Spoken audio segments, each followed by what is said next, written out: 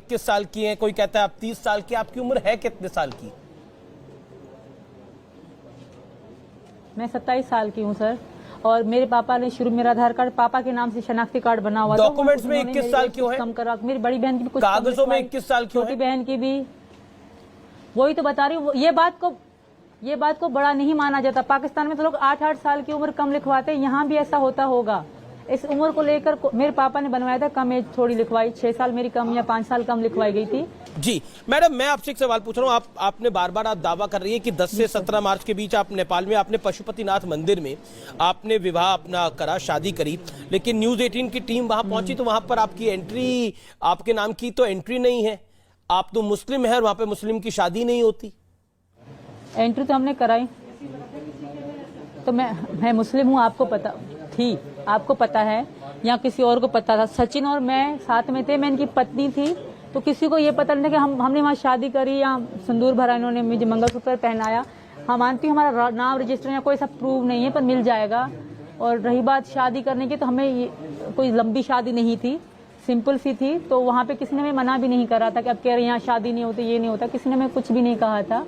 हम पूरा पशुपतिनाथ घूमे भी, उनकी छोटी छोटी चीजों की मैंने वीडियो बनाई। हाँ वो वीडियो नहीं है हम पे, कोई सबूत नहीं, रजिस्टर नहीं है हम पे, क्योंकि हमें इतनी वहाँ की मालूमात नहीं थी। वैसे आप इतने सारे वीडियो बनाती हैं, वैसे आप इतने सारे वीडियो बनाती हैं, कई तरह के गाने गाती हैं, लेकिन आपने अपनी इतने इंपॉर्टेंट दिन का, शादी का, जिस प्यार का लिए आप कहते हैं कि आप फना होने को तैयार होगी, उस शादी का वीडियो नहीं बनाया आपने। क्या आपको लगता नहीं ये सवाल खड़े करता है कई सारे?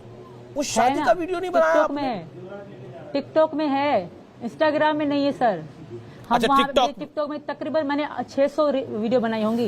नहीं, वीडियो तो आपके कई सारे हैं। 600 मैंने वीडियो बनाई होंगी, हमारी छोटी छोटी चीज की, अच्छी बुरी मोहब्बत की, वो इंस्टाग्राम की नहीं। आजकल का जो दौर है, छींक मारने का भी लोग वीडियो बना लेते हैं, लेकिन मैडम मेरा आपसे एक सवाल जो है वो ये है कि आपके जो पति हैं, जो कि पाकिस्तान में आपके पति थे, वो कह रहे हैं कि आप वो कह रहे हैं कि आप वापस आ जाइए, आप घर वापस आ जाइए, आपको मैं स्वीकार कर लूंगा। और अब अगर हिंदुस्तान की सरकार, हिंदुस्तान की एजेंसियां निर्णय लेती है आप वापस जाएंगे, तो क्या करेंगे? फिर गुलाम के पास जाना पड़ेगा? नहीं सर, वो गुलाम मुझे रखेगा भी नहीं, वो जान से मार देगा मुझे, मेरी बेटियों को जिंदगी खराब हो जाएगी। ऐसा क्यों कहा जा रहा है? जब मैं, सचिन मेरे पति हैं, मैं यहाँ की बहू बेटी बनना चाहती हूँ, मुझे जितना कानून लगाया जाए मैं सहने को तैयार हूँ। जितने कानून लगाएंगे मैं कानून के खिलाफ थोड़ा भी न जाऊंगी, पर मुझे वापस भेजने की बात नहीं। ऐसा क्या है कि आप पाकिस्तान वापस ही नहीं जाना चाहती? जहाँ आप पली बड़ी वहाँ वापस नहीं जाना चाहती, ऐसा क्या है पाकिस्तान में? कुछ नहीं है सर, मेरी वहाँ जिल्लत की मौत है। मैं यहाँ आ गई, यहाँ इतने दिन गुजारे हैं, वहाँ मेरी जिल्लत की मौत के अलावा कुछ नहीं, कुछ भी नहीं है मेरी जिल्लत। वहाँ के मुल्ला, कटर मुल्ला, आम लोग सब मुझसे नफरत कर रहे हैं, और आप नहीं जानते कितना बुरा हशर होगा मेरे साथ, और मेरे साथ तो होगा, मेरे बच्चों के साथ भी। यहाँ की जेल में फिर भी इनको अच्छी जिंदगी मिलेगी, वहाँ पाकिस्तान में इनके लिए बहुत खतरनाक, बहुत बुरा होगा इनके साथ। आप इस बात का अंदाजा भी नहीं लगा। मैं रह के आई हूँ, मैं देख के आई हूँ, मुझे पता है। और यही वजह थी कि वहाँ मैं खुल के, मैं हिंदू धर्म में तो पिछले 1 साल से थी, कभी खुल के मैंने कोई बात ना करी। अगर सचिन की बात कभी किसी को थोड़ी भी पता लग जाती ना पाकिस्तान की हिंदू से इतनी मोहब्बत करती हूँ, तो शायद मैं यहाँ तक आने के काबिल ही ना बचती। धन्यवाद। अखाड़ा में आज सबसे पहले बात सीमा हैदर की, जो पाकिस्तान से भारत आई और इस वक्त यूपी एटीएस के रेडार पर है। अब तक सीमा हैदर ने जो थ्योरी मीडिया और जांच एजेंसियों को बताई है, वो किसी के भी गले नहीं उतर रही है। सीमा हैदर को लेकर रोज नई बातें सामने आ रही हैं। भारत से लेकर नेपाल और पाकिस्तान तक सिर्फ सीमा की ही चर्चा चल रही है। लोगों के मन में सबसे बड़ा सवाल यही है कि आखिर सीमा ने बॉर्डर पार कैसे किया, कैसे सीमा ने भारत में एंट्री की, और उस पूरे घटनाक्रम में कौन सा वो शख्स था या है जो सीमा का मददगार बना। जांच एजेंसियां इस वक्त सीमा हैदर के दावों की हकीकत जानने की तफ्तीश में जुटी हैं। हालांकि इस जांच के दौरान जो सच सामने आ रहा है वो चौंकाने वाला है। पाकिस्तान से भारत आने के लिए सीमा ने कैसे प्लान बनाया, और कैसे भारत आने से पहले सीमा ने नेपाल और भारत के बॉर्डर की एक एक जानकारी जुटाई। पूरी डिटेल आपको इस रिपोर्ट में दिखाते हैं, देखिए।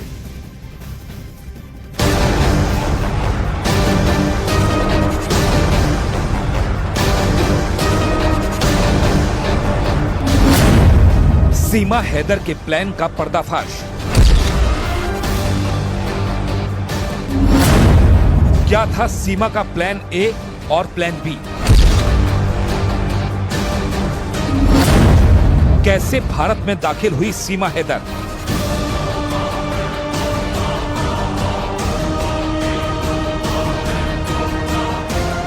पाकिस्तानी नागरिक सीमा गुलाम हैदर के भारत में दाखिल होने का पूरा प्लान क्लियर हो गया है। बताया जा रहा है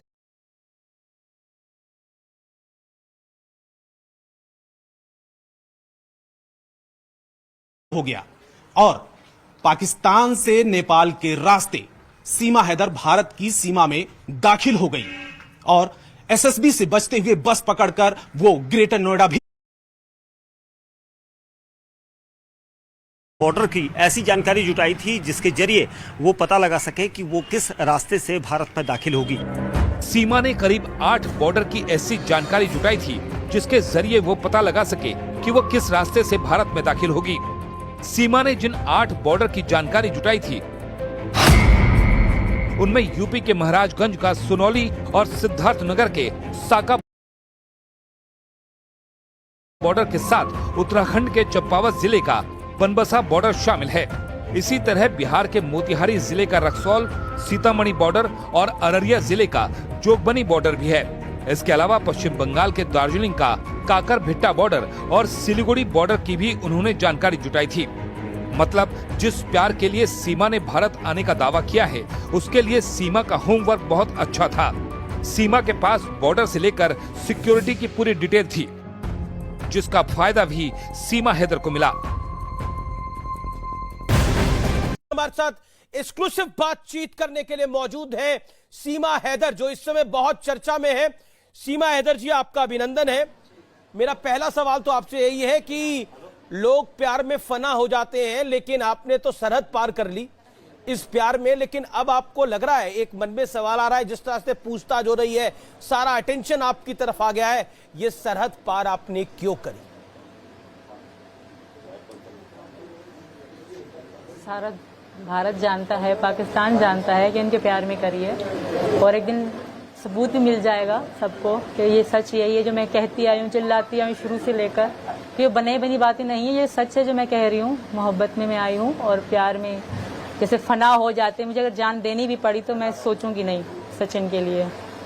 लेकिन अभी तो जान देने की बात नहीं है, अभी तो कागज देने की बात है, अभी तो पासपोर्ट देने की बात है, अभी तो बात है कि आप इतना तामझाम, इतना पासपोर्ट पाकिस्तान से आप यूएई चली जाती हैं, यूएई से नेपाल आती हैं, नेपाल से घूमकर फिर हिंदुस्तान आ जाती हैं, कैसे कर लिया आपने ये सब कुछ? अच्छा, वो तो सर मैं वहाँ पर उतरी नहीं, कोई मैं घूमी नहीं, वहाँ की टिकट हमारे यहाँ से ऐसी मिली। पहली बार जो मेरी शारजाह की टिकट थी, एयर अरबिया की टिकट थी, तो पाकिस्तान से सीधा नेपाल के लिए कोई जहाज उड़ता नहीं है। अगर एक मेरे लिए तो कोई जहाज उड़ेगा नहीं, तो ऐसा था कि वहाँ से शारजाह से मुझे काठमांडू आना पड़ा पहली बार। दूसरी बार तो फ्लाइट दुबई थी, तो दुबई से मुझे नेपाल से इंडिया आई। लेकिन ये पूरा रूट आपको पूरा रूट समझाया किसने था कि आपको आना कैसे है? हाँ। मतलब किसने ये जानकारी दी कि आपको पहले शारजाह पहुंचना है, शारजाह से नेपाल पहुंचना है, फिर आप हिंदुस्तान पहुंच जाएंगे? ये समझाया किसने पूरा रूट? जानकारी कैसे मिली? आजकल के अगर आप booking.com ऐप डाउनलोड कर लेना, उसमें भी अगर आप टिकट देखेंगे ना तो यही लिखा होगा कि Pakistan to Nepal, Dubai to Nepal. मतलब कोई भी कहीं से भी आप जहाज के साथ पूछताछ करोगे ना तो सीधा आपको वहाँ के लिए कोई भी जहाज नहीं बताएगा, तो इसमें कोई किसी को बताने की जरूरत नहीं है। क्या आपको लगता है कि ये आपको जो जानकारियां मिली और उसके बाद आप की उम्र को लेकर सवाल है, आप 21 साल की हैं या 27 साल की है, ये कागजात आपको किसने मुहैया कराए और आपके पास इतने पैसे कहाँ से आए? क्योंकि इन सब फ्लाइट्स के पैसे लगे होंगे। सर मैं 1000 बार बोल चुकी हूँ, मैंने अपना घर बेचा था। अब तो यूट्यूब में मेरा वो घर भी दिखाया जा रहा है, वाकई मेरा वही घर था, एक कमरे वाला। और दूसरी बात सर, मैं पैसे अपने घर बेच के लाई थी और दूसरी बात कोई आना ये प्लानिंग नहीं था। और रही बात इंडिया आना सीधा, तो मैंने कोशिश करी थी, ऐसा नहीं मैं इंडिया आने की कोशिश करी नहीं। मैं सुबह शाम यही सोचती थी, यही यूट्यूब में देखती थी मैं इंडिया कब जाऊंगी, कैसे जाऊंगी, क्या क्या चाहिए होगा, सुबह शाम में यही देखा करती थी। आपके और भाई मुझे शौक नहीं था यहाँ की जेल में रहने का। पर एटीएस से आपकी पूछताछ हुई है, तो वहां पर जो पूछताछ हुई है, लेकिन ऐसा लग रहा है कि वो आपके जवाबों से सेटिस्फाई नहीं है जो इंडियन एजेंसीज हैं। सर मैंने सच सच बोला है। अब बात की एंड तक पहुंचना उनका काम है, जब एंड तक पहुंचेंगे तभी उनको विश्वास होगा। जाहिर सी बात है, देश का मसला है, तो ऐसे ही तो मुझ पे भरोसा नहीं करेंगे। ये करना भी चाहिए, क्योंकि वाकई में गलत तरीके से आई हूँ, पर मेरा इरादा गलत नहीं है। आप कह रहे हैं गलत तरीके से आई हूँ, लेकिन इरादा गलत नहीं है। लेकिन आपके भाई और एक चाचा, आपके एक भाई और एक चाचा आर्मी में है पाकिस्तान की। जो मेरे चाचा थे वो मेरे पैदा होने से पहले ही थे, मेरे पैदा होने से पहले ही थे। और भाई? सर, और जो मेरे भाई हैं, जब मेरे सचिन की बात हुई, हमारी मोहब्बत चलती थी सचिन, तब मेरे भाई एक मजदूर थे, बिल्कुल मजदूर थे वो। ये अभी 2022 के बिल्कुल एंड में बेचारे लगे हैं, उनसे मेरा कोई संबंध, कोई वास्ता, कोई ताल्लुक नहीं। मैं शादीशुदा थी, अलग थी। आप कह रही हैं आपका भाई से आपका कोई वास्ता नहीं है। 2022 में वो पाकिस्तान की आर्मी में गए, 2023 में आप भारत आ गई। ये बात इतनी सरल नहीं है, ये कोई फिल्मी कहानी नहीं है, ये रियलिटी है, ये कोई रियलिटी शो नहीं है, ये रियल लाइफ है। क्या आपको लगता है सीमा, क्योंकि आपने प्यार में 13,000 रुपए की सैलरी है सचिन की, 13,000 रुपए की सैलरी है, आपके 4 बच्चे हैं, कैसे पालेंगे वो उन बच्चों को, कैसे पालेंगे? आप क्या सोच कर आ गई यहाँ पर? 13,000 आपको कम लगते हैं? मेरे हिसाब से तो बहुत ज्यादा है 13,000। जो पाकिस्तान में हालात थे ना, 150 रुपए किलो आटा था, वहाँ के हिसाब से यहाँ का जो 13,000 है बहुत ज्यादा है हमारे लिए। हमें खुश रहने के लिए, खाने पीने से हमारे लिए बहुत है। मैं खुश रहूंगी इनके साथ, मुझे पैसा वैसे की कोई चिंता नहीं, जितने हैं बहुत है हमारे लिए। आप नेपाल के एक होटल में गई और आपसे वहां पर आपके कागज मांगे गए, आपने कागज नहीं दिए और फिर आपने वहां पे एक्स्ट्रा पैसे दिए, क्यों? अगर आप सब कुछ जायज था तो आपके पास पैसे होने, बिल्कुल एक्स्ट्रा, 1 टका भी एक्स्ट्रा नहीं दिया, 1 टका भी एक्स्ट्रा। भैया सुने, हमारे रिपोर्टर ने 1 टका भी जानकारी नहीं ली दिया। है उनके साथ फैमिली की तरह हम रहे। मैं सचिन लड़ते थे, वो जो होटल वाले, वो मेरे साथ फैमिली की तरह रहे। मैं सचिन ने एक बार लड़ाई करी तो उनके पापा आके हमारे साथ बैठे। जब मैं आ रही थी वापस, हम अलग जा रही थी होटल से, तो वो अंकल रो रहे थे मेरे लिए कि मेरी बेटी जा रही है। मैं इतना अच्छे से उनके साथ रही, फैमिली की तरह हम रहे। वो वीडियो सब हैं। और 500 सुबह सुबह वो लेते थे, कभी ना उन्होंने हमसे नाम लिखा। उनको पता था मैं सीमा हूँ, ये सचिन है। पता नहीं क्यों वो होटल वाला खुद को बचाने के लिए किसी चीज के लिए झूठ कह रहा है, पर उनको सब पता था। तो मैं आपको सच्चाई बोलने का मौका दे रहा हूँ, एक मंच दे रहा हूँ बात रखने का। लगता है संपर्क हमारा टूट गया है, लेकिन बहुत सी बातें कही उन्होंने। बोला वो होटल वाला अब झूठ बोल रहा है, 13,000 रुपए पाकिस्तान के हिसाब से बहुत ज्यादा है, बहुत सी बातें की गई, लेकिन एटीएस को अभी भी भरोसा नहीं है। सीमा हैदर हमारे साथ एक बार फिर जुड़ रही है। मैं सीधा सीमा हैदर आपका रुख कर सकता हूं? हमारी बात अधूरी रह गई थी। सवाल मेरा एक बहुत सीधा है, हमारी बात अधूरी रह गई थी। मेरा सवाल एक बहुत सीधा है, और वो सवाल यह है कि आप विनायक होटल में ठहरी थी और वहां पर आपने आईडी के गुम हो जाने की बात कही थी। जैसा होटल के मालिक ने हमें अब जानकारी दी है, आप कह रही हैं कि आपके मन में कोई द्वेष नहीं था, यानी आपके मन में कोई चोरी नहीं थी, लेकिन फिर आपने वहां पर झूठ क्यों बोला? एक सवाल खड़ा होता है, ये झूठ क्यों बोला आपने? मैंने एक भी झूठ नहीं बोला, क्योंकि मुझसे पहले सचिन सुबह को पहुंच गए थे। तो सचिन ने सुबह से होटल में वो बातचीत कर ली थी। उन्होंने वो किसी से भी ना, उनको पता था इनका नाम सचिन है, इनको पता था कि इंडियन है, मेरे नाम पता था कि इंडियन है। ना उन्होंने मुझसे बात करी, ना मुझसे पूछा। मुझसे फैमिली की तरह मेरे साथ रहे, हमने साथ में वक्त गुजारा, वीडियो बनाई। उन्होंने मुझे भाभी कह के बुलाया, कभी भी मुझे उन्होंने नहीं कहा कि तुम कहाँ से हो, कैसी हो। पर हमारी पड़ताल में, हमारी इन्वेस्टिगेशन में हमारे रिपोर्टर ने जो जानकारी दी है न्यूज 18 को, वो यही जानकारी पहुंचाई है, और होटल मालिक ने भी यही बोला है कि पहचान छुपाई गई थी। अगर आप पाक साफ थी तो आपने पहचान क्यों छुपाई? सचिन ने भी पहचान छुपाई, क्यों? मैंने पहचान छुपाई नहीं सर, नहीं, सचिन ने सचिन ही नाम बताया था, उन्होंने लिखा नहीं तो वो उनकी गलती है। सुबह सुबह पैसे मैं 500 हम देते थे, हम दोनों साथ में। जी, आपकी उम्र को लेकर भी एक सवाल बार बार खड़ा होता है। कोई कहता है कि आप 21 साल की हैं, कोई कहता है आप 30 साल की। आपकी उम्र है कितने साल की? मैं 27 साल की हूँ सर, और मेरे पापा ने शुरू मेरा आधार कार्ड पापा के नाम से शनाख्ती कार्ड बना हुआ था। डॉक्यूमेंट्स में 21 साल क्यों है? कम करा, मेरी बड़ी बहन की भी कुछ कागजों में 21 साल क्यों है? छोटी बहन की भी, वही तो बता रही हूँ। ये बात को बड़ा नहीं माना जाता। पाकिस्तान में तो लोग 8-8 साल की उम्र कम लिखवाते हैं, यहाँ भी ऐसा होता होगा। इस उम्र को लेकर मेरे पापा ने बनवाया था, कम एज थोड़ी लिखवाई, 6 साल मेरी कम या 5 साल कम लिखवाई गई थी। जी मैडम, मैं आपसे एक सवाल पूछ रहा हूँ। आपने बार बार आप दावा कर रही है कि 10 से 17 मार्च के बीच आप नेपाल में आपने पशुपतिनाथ मंदिर में आपने विवाह अपना करा, शादी करी, लेकिन न्यूज 18 की टीम वहां पहुंची तो वहां पर आपकी एंट्री, आपके नाम की तो एंट्री नहीं है। आप तो मुस्लिम है और वहां पे मुस्लिम की शादी नहीं होती। एंट्री तो हमने कराई, तो मैं मुस्लिम हूँ, आपको पता थी, आपको पता है या किसी और को पता था। सचिन और मैं साथ में थे, मैं इनकी पत्नी थी, तो किसी को ये पता नहीं था कि हमने वहाँ शादी करी या सिंदूर भरा, इन्होंने मुझे मंगलसूत्र पहनाया। हम मानती हूँ हमारा नाम रजिस्टर या कोई सब प्रूव नहीं है, पर मिल जाएगा। और रही बात शादी करने की, तो हमें कोई लंबी शादी नहीं थी, सिंपल सी थी। तो वहाँ पे किसी ने हमें मना भी नहीं करा था कि अब कह रहे यहाँ शादी नहीं होती, ये नहीं होता, किसी ने हमें कुछ भी नहीं कहा था। हम पूरा पशुपतिनाथ घूमे भी, उनकी छोटी छोटी चीजों की मैंने वीडियो बनाई। हाँ, वो वीडियो नहीं है हम पे, कोई सबूत नहीं, रजिस्टर नहीं है हम पे, क्योंकि हमें इतनी वहाँ की मालूमात नहीं थी। वैसे आप इतने सारे वीडियो बनाती हैं, वैसे आप इतने सारे वीडियो बनाती हैं, कई तरह के गाने गाती हैं, लेकिन आपने अपनी इतने इंपॉर्टेंट दिन का, शादी का, जिस प्यार का लिए आप कहते हैं कि आप फना होने को तैयार होगी, उस शादी का वीडियो नहीं बनाया आपने। क्या आपको लगता नहीं ये सवाल खड़े करता है कई सारे? उस शादी का वीडियो नहीं बनाया आपने? टिकटॉक में है, इंस्टाग्राम में नहीं है सर।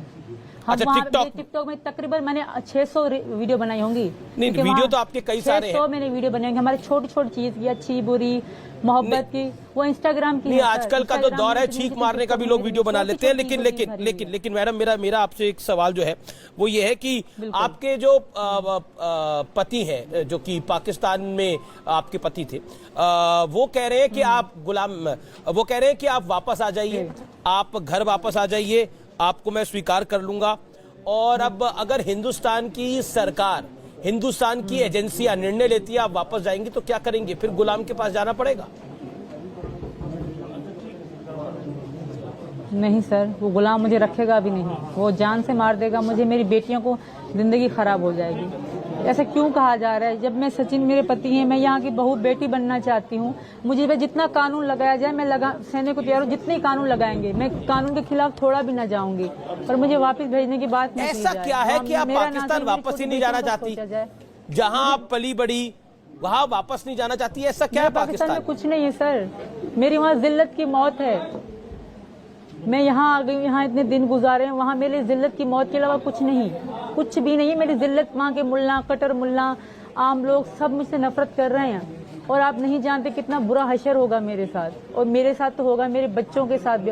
यहाँ की जेल में फिर भी इनको अच्छी जिंदगी मिलेगी, वहाँ पाकिस्तान में इनके लिए बहुत खतरनाक, बहुत बुरा होगा इनके साथ। आप इस बात का अंदाजा भी नहीं लगा। मैं रह के आई हूँ, मैं देख के आई हूँ, मुझे पता है। और यही वजह थी कि वहाँ मैं खुल के, मैं हिंदू धर्म में तो पिछले 1 साल से थी, कभी खुल के मैंने कोई बात ना करी। अगर सचिन की बात कभी किसी को थोड़ी भी पता लग जाती ना पाकिस्तान की हिंदू से इतनी मोहब्बत करती हूँ, तो शायद मैं यहाँ तक आने के काबिल ही ना बचती। धन्यवाद। अखाड़ा में आज सबसे पहले बात सीमा हैदर की, जो पाकिस्तान से भारत आई और इस वक्त यूपी एटीएस के रेडार पर है। अब तक सीमा हैदर ने जो थ्योरी मीडिया और जांच एजेंसियों को बताई है वो किसी के भी गले नहीं उतर रही है। सीमा हैदर को लेकर रोज नई बातें सामने आ रही हैं। भारत से लेकर नेपाल और पाकिस्तान तक सिर्फ सीमा की ही चर्चा चल रही है। लोगों के मन में सबसे बड़ा सवाल यही है कि आखिर सीमा ने बॉर्डर पार कैसे किया, कैसे सीमा ने भारत में एंट्री की, और उस पूरे घटनाक्रम में कौन सा वो शख्स था या है जो सीमा का मददगार बना। जांच एजेंसियां इस वक्त सीमा हैदर के दावों की हकीकत जानने की तफ्तीश में जुटी हैं। हालांकि इस जांच के दौरान जो सच सामने आ रहा है वो चौंकाने वाला है। पाकिस्तान से भारत आने के लिए सीमा ने कैसे प्लान बनाया और कैसे भारत आने से पहले सीमा ने नेपाल